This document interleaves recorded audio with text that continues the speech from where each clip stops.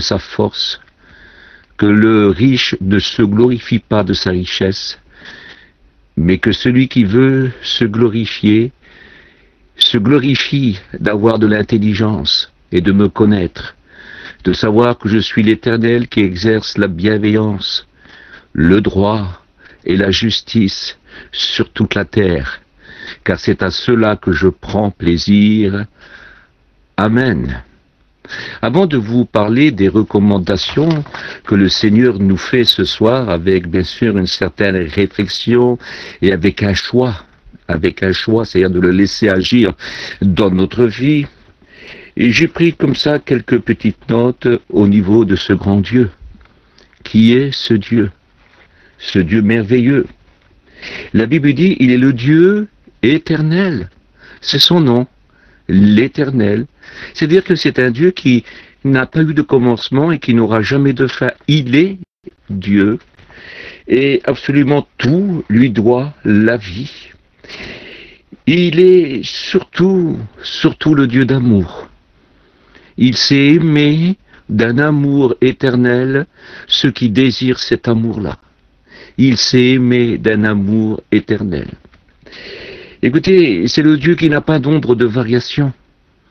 Il est toujours le même. C'est le Dieu éternel, c'est le Dieu d'amour. C'est aussi le Dieu tout-puissant. Écoutez, son amour est immense, elle n'a pas de fin. Mais il est tellement puissant qu'il peut rendre possible son amour, ses grâces et ses bienfaits, car rien ne lui est impossible.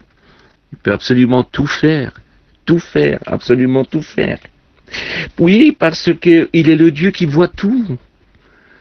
Il voit tout, il n'y a pas un seul endroit au-dessus des cieux, pas un seul endroit sur la terre, il n'y a pas un seul endroit en dessous de la terre que Dieu ne voit pas. Dieu voit tout, absolument, il voit tout. Et je voudrais te dire qu'il te regarde. Écoute, il te guette pas pour tes pieds. Il te guette pas pour te faire tomber dans un piège. Il te regarde. C'est le Dieu d'amour, le Dieu tout-puissant. C'est le Dieu qui voit tout. Il sait que tu as besoin de lui. Il sait que sans lui, tu ne peux rien faire. Il sait que lui peut tout faire, que sa puissance est immense. Et il t'aime tellement qu'il voudrait tout accomplir en toi. Oui, il est le Dieu qui sait tout, oui, il sait. Nous avons entendu parler qu'il est celui qui connaît le langage de nos larmes. Il sait pourquoi on pleure. Il sait ce qui nous fait pleurer. Et je voudrais vous dire, il a les moyens de nous consoler. Car ce Dieu-là est appelé le Père de toute consolation. C'est-à-dire, il peut faire naître à tout moment la consolation que ton cœur a besoin, que ta vie a besoin. Écoute, je te promets, c'est le Dieu éternel. Ce qu'il a fait autrefois, il veut le faire aujourd'hui, et il le fera encore demain. C'est ce Dieu-là, c'est lui, l'éternel, envers qui on a raison de se réjouir. Il est le Dieu du salut parfait. C'est un Dieu du salut, son salut est parfait, il est l'auteur d'un salut parfait. Écoutez, ce salut-là ne fut pas accompli par une main d'homme, ni par un désir d'homme. Dieu a envoyé son Fils béni, son nom est Jésus-Christ. Il est descendu du ciel alors qu'il était de toute éternité avec son Père.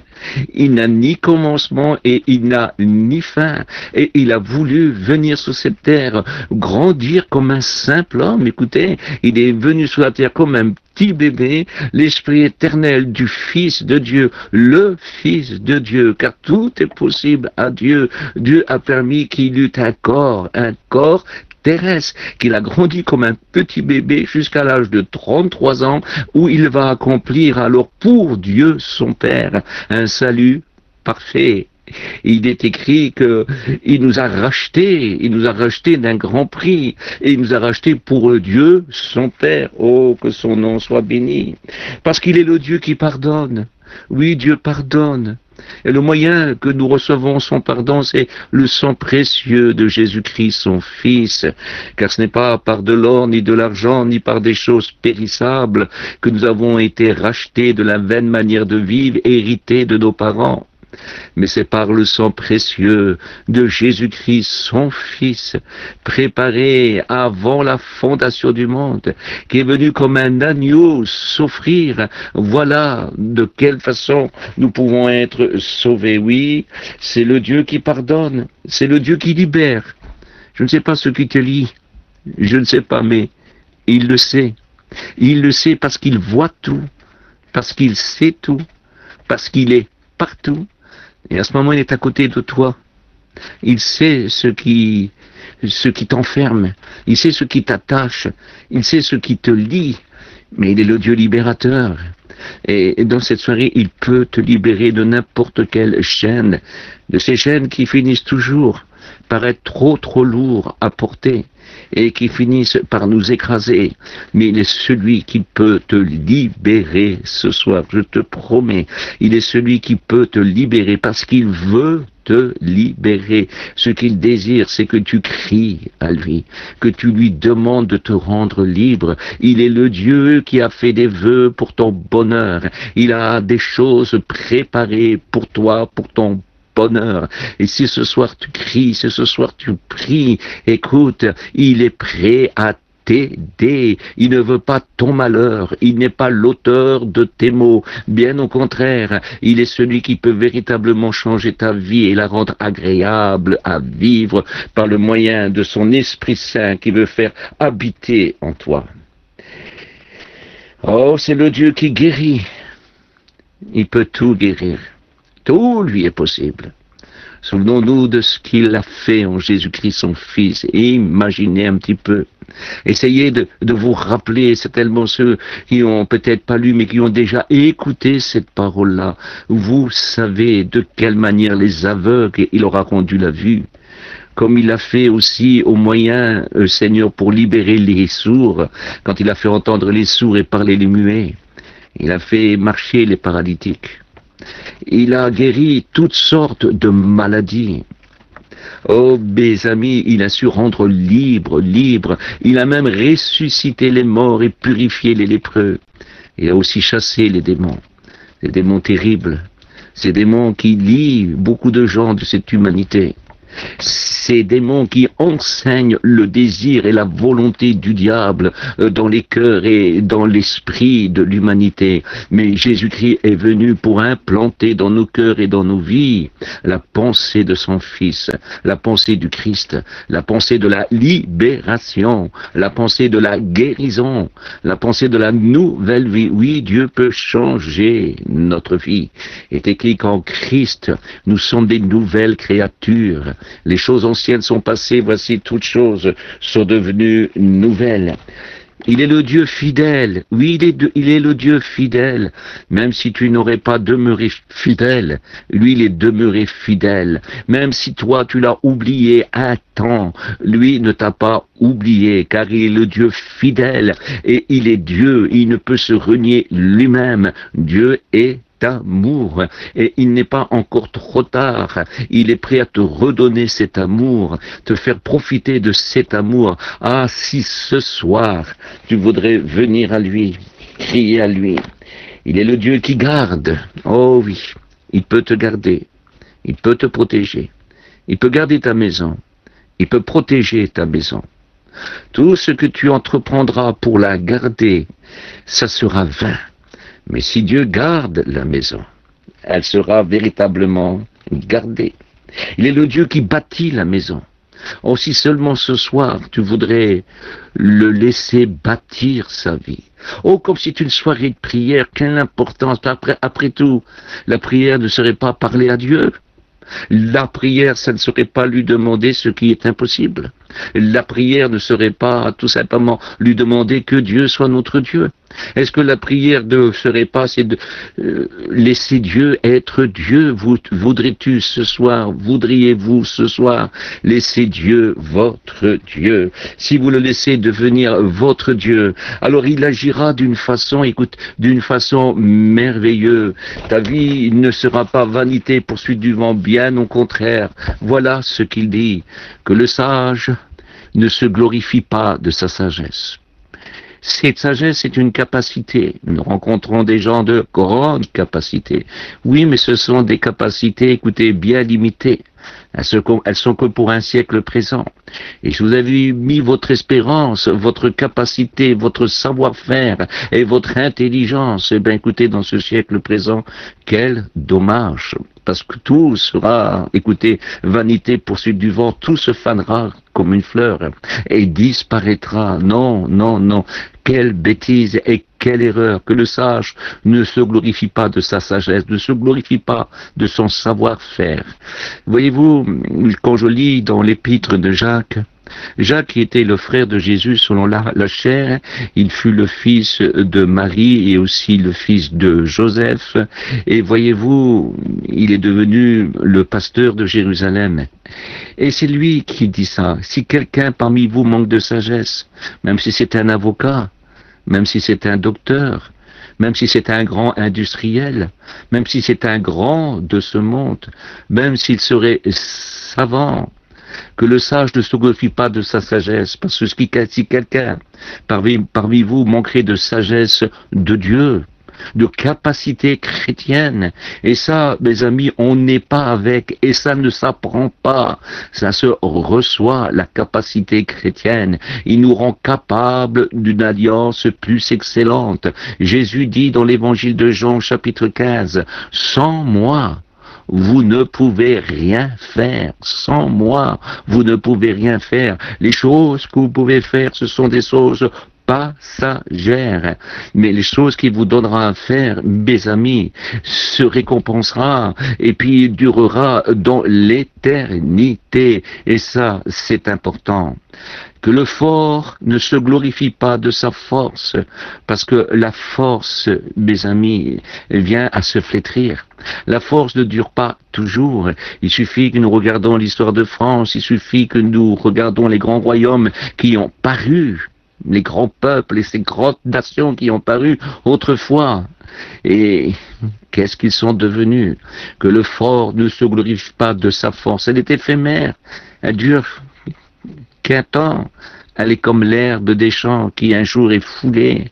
Oh, mes amis, que le riche ne se glorifie pas de sa richesse.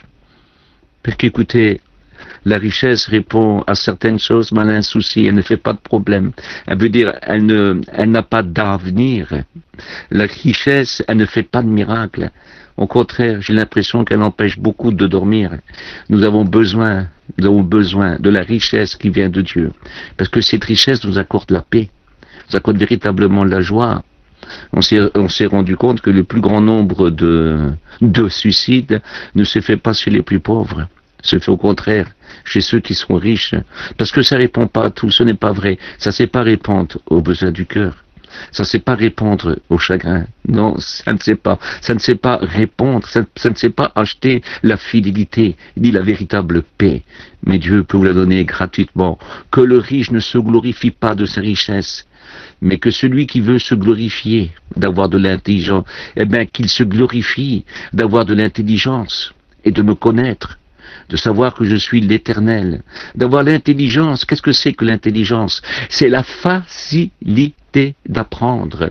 Et puis le Seigneur veut que tu aies son intelligence, que tu as la facilité d'apprendre ce que lui veut t'apprendre, parce que les paroles qu'ils te diront, ce sont des paroles de la vie éternelle, ce sont des paroles éternelles. Mes amis, c'est un petit peu comme l'eau qu'il nous donne, sa parole. Tout l'eau qu'on boira ici-bas, on aura encore soif, on ne sera jamais désaltéré véritablement. Mais l'eau que lui nous donnera, c'est-à-dire si nous recevons sa parole, si nous le recevons dans notre cœur, cette eau jaillira jusque dans la vie éternelle. Et surtout, il faut que vous sachiez, c'est de savoir que je suis l'Éternel, on en a parlé, qui exerce la bienveillance, c'est-à-dire les bienfaits. Oui, il fait des bienfaits. Il dit qu'il fait des bienfaits à celui qui les recherche, qui fait des bienfaits à celui qui a droit. De savoir que je suis l'Éternel qui exerce la bienveillance, le droit. Tu as des droits. Tu as des droits. Jésus t'a acquis des droits. Tu mérites les droits que Jésus-Christ t'a acquis. Il te faut venir les chercher au trône de la grâce ce soir, au trône de la grâce.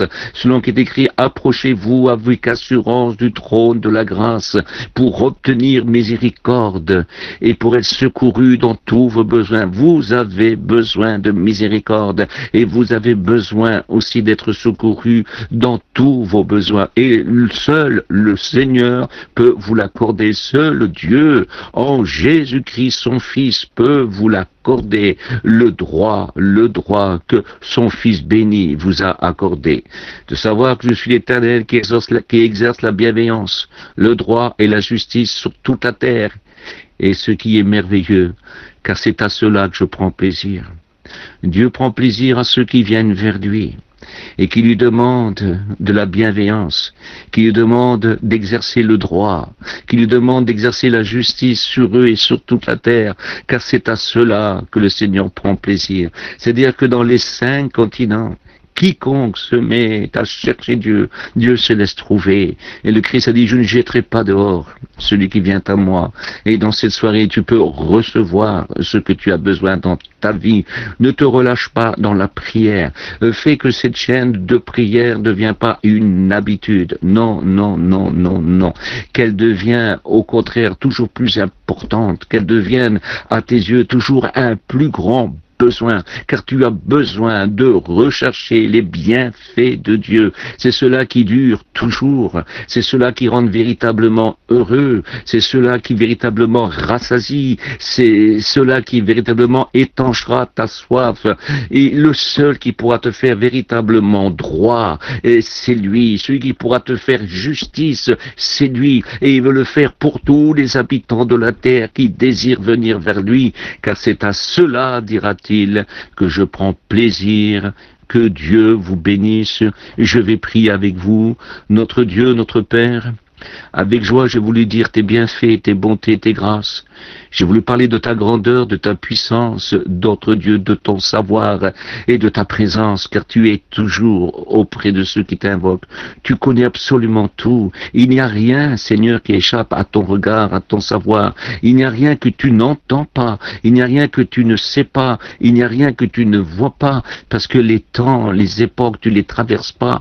Tu es dans tous les temps, dans toutes les époques, depuis toujours, toujours, toujours. Tu es toujours au début, mais tu es déjà à des milliards d'années plus tard. Seigneur, tu remplis tout en tout, et je veux te bénir pour cela. Seigneur, que dans cette soirée, des âmes assoiffées puissent, Seigneur, recevoir de ton eau, de la vie, et des hommes délaissés, des hommes opprimés, des femmes délaissées, des femmes opprimées, des gens à qui on ne fait pas droit. Seigneur, fais leur droit, exerce la justice pour eux. Oh Seigneur, si un pécheur se repent, exerce la justice, Seigneur, justice de Dieu pour quiconque en Jésus-Christ, qu'il soit lavé de ses fautes, Seigneur, par le sang précieux ce soir.